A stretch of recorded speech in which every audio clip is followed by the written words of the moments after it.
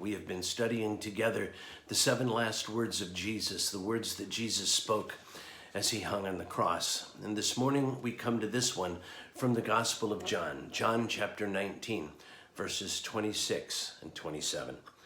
When Jesus saw his mother and the disciple whom he loved standing nearby, he said to them, "Woman, behold your son." And then he said to the disciple, "Behold your mother." And from that hour, the disciple took her to his own home. There's a great lesson for us in this word from Jesus as he hung there on the cross. Even in the midst of his agony, he was able to look down and see his mother standing there in her own need and in her own grief. He didn't think about himself. He was thinking about her. Jesus thought about her practical need. Here was his mother, a widow who was about to be bereaved again. Things were going to be very difficult for her. And there was John, the beloved disciple. Well, his grief was very different from Mary's, but it was no less intense. And so when Jesus speaks these words, he provides for Mary a son who is going to care for her just as much as Jesus had cared for her. And for John, he provided a service. He provided a ministry. He gave to John something that he could do that would always remind him of the special relationship that he had had with Jesus. Jesus promised to provide for us as well. He called himself the Good Shepherd, the shepherd who takes care of his sheep. He told us that we should not be concerned about what we would eat or what we would drink or what we would wear.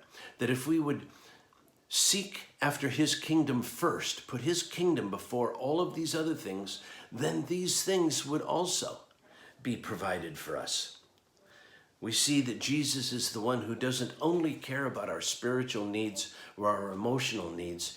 He cares about our material needs as well, and he provides for those. I can hardly imagine the suffering that Jesus endured on the cross.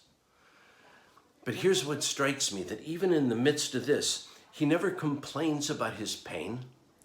He never rails against the injustice that was taking place there. He never shouts out condemnations against those who had falsely accused him and falsely judged him and brought him to this place. He doesn't seem to be thinking about himself at all.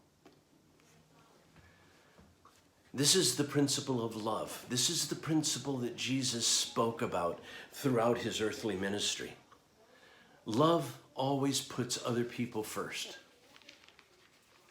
I find it hard enough to think about other people when I have a bad cold. I have a hard time putting other people first when I have issues or problems or stress or many things to do. It's hard to put other people before myself.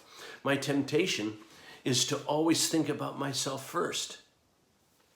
But Jesus here sets the example by putting others first, others before himself, even as he was hanging in excruciating pain on the cross. This principle of love, this is the one that really stands out to me, that is particularly poignant in these days of the coronavirus pandemic that we're experiencing. Isn't it interesting to you that Jesus commends his mother to one of his disciples rather than to one of his brothers? Why didn't Jesus commend his mother to James, for example? Why wasn't James stepping up to take care of his mother? But instead, Jesus commends Mary to John. John, the beloved disciple. John, the faithful disciple. What this tells me here is that the family of faith is stronger than the biological family. The church cares for one another. The church takes responsibility for one another. The people in the church care for one another like a family. We minister to one another.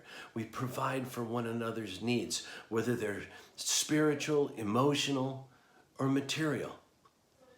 That love is the principle that drives the family of the church. This is the way that God designed it. And this is the way that Jesus has designed the relationship that he established between his mother and the beloved disciple John. And so, if we as a church care for one another, then we're walking in the way that Jesus wants us to walk.